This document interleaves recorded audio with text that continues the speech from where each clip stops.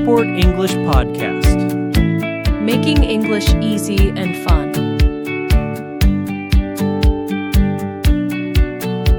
Hello, and welcome to another episode of Passport English. I am JT, and as always, I am joined by the wonderful and energetic Maddie. How are you doing today, Maddie?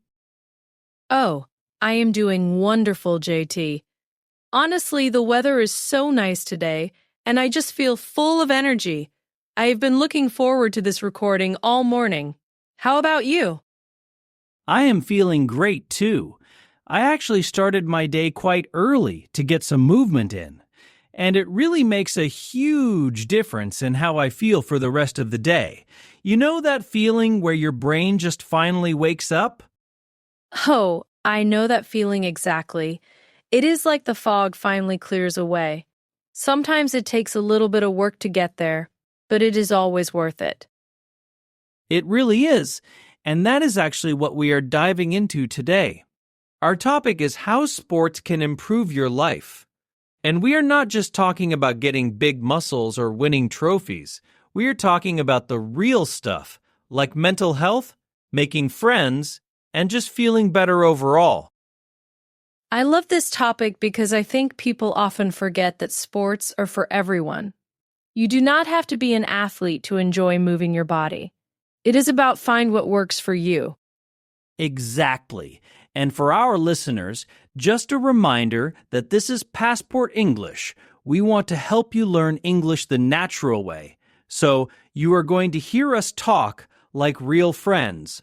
We will use some fillers like and well, and we might even interrupt each other a little bit. Yes. Just listen to how we use the language. We will try to explain some of the harder words. But the main goal is for you to just enjoy the conversation and get used to the rhythm of natural English.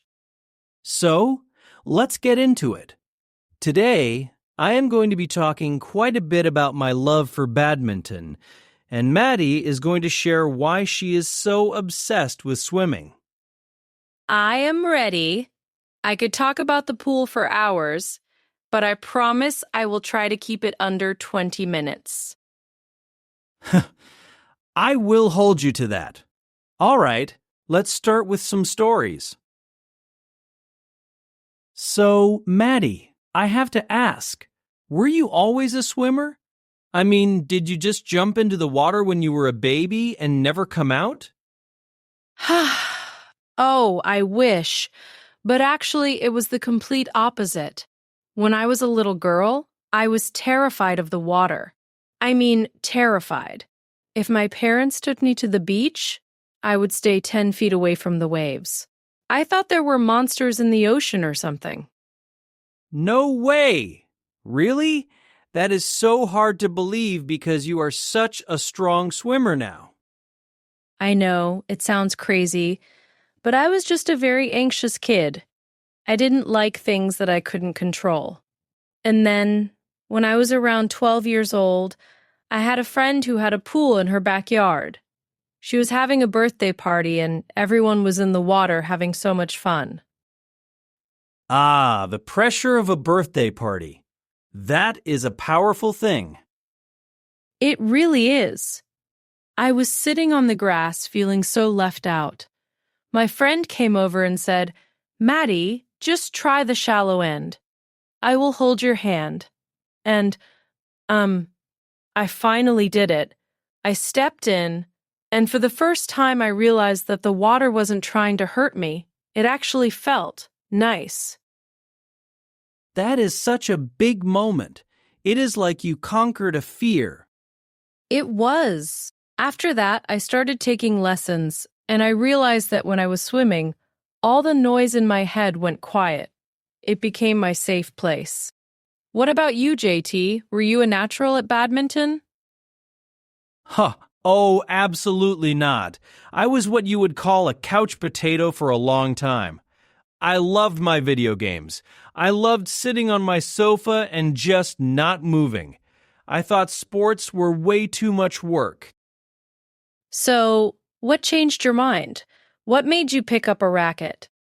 Well, It was actually about 5 or 6 years ago. I was working a lot, and I was sitting at a desk for 8 or 9 hours a day. My back started hurting. I was always grumpy, and I just felt old, even though I wasn't that old. A friend of mine invited me to a local community center to play some casual badminton. Were you nervous? I was so nervous. I thought everyone would be professional and I would look like an idiot. And honestly, I did look a bit like an idiot at first. I was swinging the racket and hitting nothing but air. The shuttlecock would just land on my head sometimes. Oh, I would have paid money to see that. It was pretty funny, looking back. But the thing was, the other people there didn't care. They were just laughing with me, not at me. And by the end of that first hour, I was sweating, I was tired, but I felt so happy I hadn't felt that kind of joy in a long time. That is the magic of it, isn't it? It is that feeling of being a kid again, just playing for the sake of playing. Exactly. It wasn't about winning. It was just about the movement and the social connection. I went home that night and slept like a baby. That was the moment I knew I had to keep doing it. So, let's talk about the actual benefits. I mean, we know it feels good, but why? For me, swimming is all about the rhythm. You have to coordinate your breathing with your arm movements and your kicks. It is very technical. I can imagine. It sounds very peaceful in a way. It is. When my head is underwater, the whole world disappears. I can't hear my phone. I can't hear people talking. I can't even hear traffic. It is just the sound of the water. It is almost like a form of meditation. If I have a stressful day at work, I go to the pool, and by the time I have finished 20 laps, that stress is just gone. See, that is so different from badminton. Badminton is not peaceful at all. It is fast, it is loud. You are constantly reacting to the other person. You have to jump, you have to sprint, you have to smash the shuttlecock. It sounds very high intensity. It really is, but that is what I love about it. It forces me to be completely present. If I think about my emails or my problems for even 1 second, I lose the point. So for that 1 hour, my brain is 100% focused on that little white shuttlecock. So it is like a forced break for your brain. Exactly. And the physical side is great too. My agility has improved so much. I feel faster and more alert in my daily life. And the social part, Maddie, I have met so many people through badminton. We have a little group now and we go for dinner after we play. It is a community. I think that is such an important point for our listeners. Learning a language can be quite lonely sometimes, can't it? You are sitting with your books or your app, but if you join a sports club, you are forced to interact. Right. And the best part is that you are not focused on your grammar. You are focused on the game. So you might yell out, "Mine," or "Nice shot," or "Your turn." It is very natural English. You don't have time to be nervous about your accent. That is so true. I have noticed that with the people at my pool, we chat in the locker room or while we are drying our hair. The conversation is always very relaxed. We talk about the water temperature or how many laps we did. It is a great way to practice small talk. Definitely. And you know, Maddie, I read a study recently that said exercise actually helps you learn faster. It increases the blood flow to your brain, which helps with memory and focus. That makes so much sense. I always find that if I study English right after a swim, I remember the words much better. It is like my brain is primed and ready to go. Excuse me, But yeah, it is like you are clearing out the old files to make room for new ones. And let's not forget about the confidence boost. When you see yourself getting better at a sport, you start to believe you can get better at other things too, like speaking a new language. I love that. It is all connected. You know, JT, I used to be so shy about my body and how I looked when I was exercising, but swimming taught me to appreciate what my body can do, not just how it looks. It can move me through the water for a mile. That is pretty cool. It is very cool.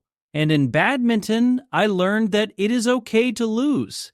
In the beginning, I was very competitive and I would get upset if I lost a match. But then I realized that losing is just a part of the game. It is a chance to learn what you can do better next time. Oh, sorry. I think all this talk of exercise is making me realize how much energy I used this morning. But you are so right. Resilience is a huge part of sports. Don't fall asleep on me yet, Maddie. We still have more to talk about. But yeah, resilience. That is a word our listeners might want to know. It means the ability to bounce back after a difficult situation.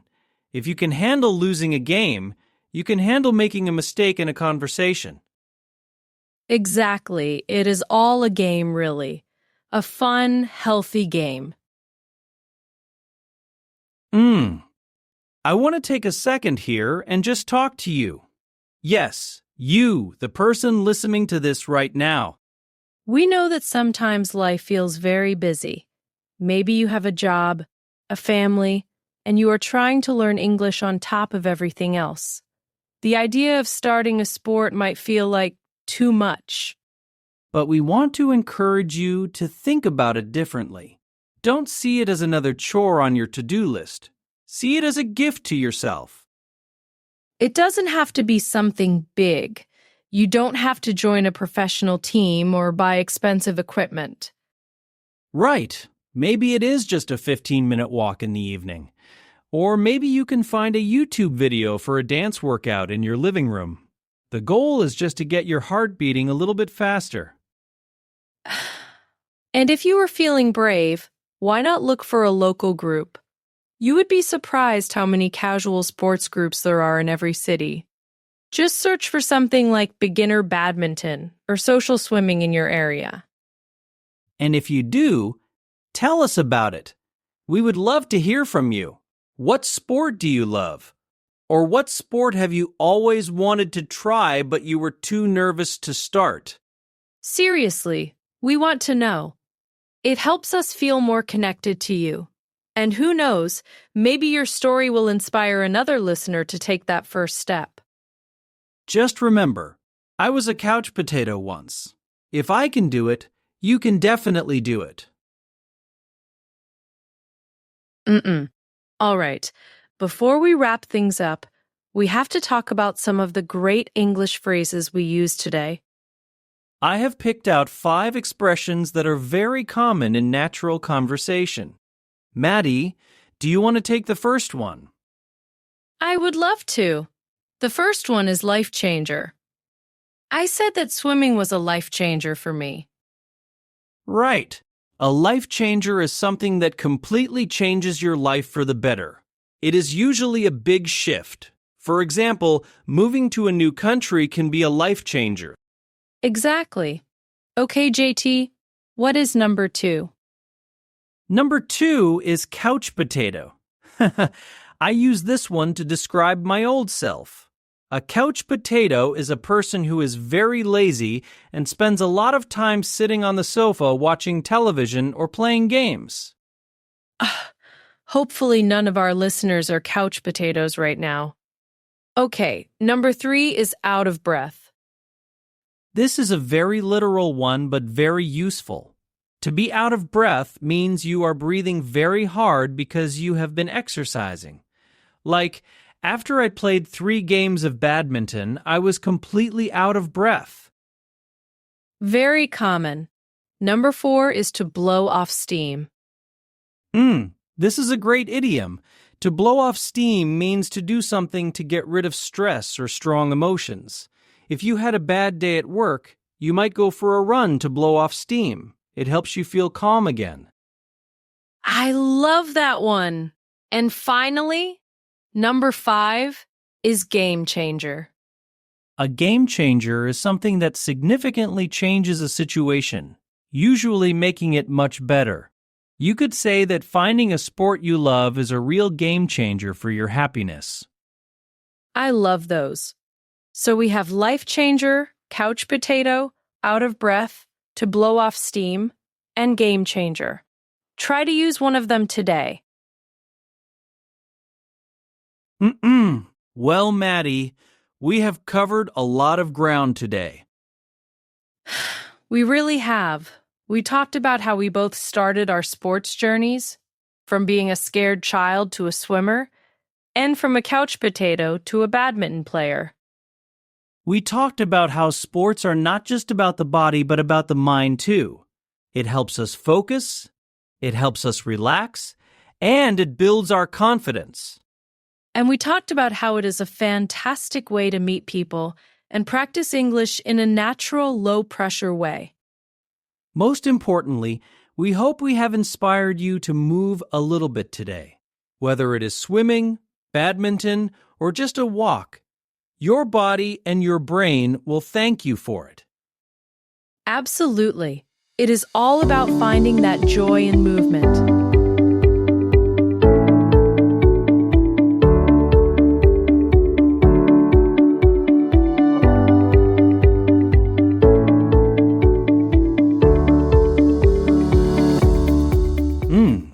Well, that is all the time we have for today's episode of Passport English.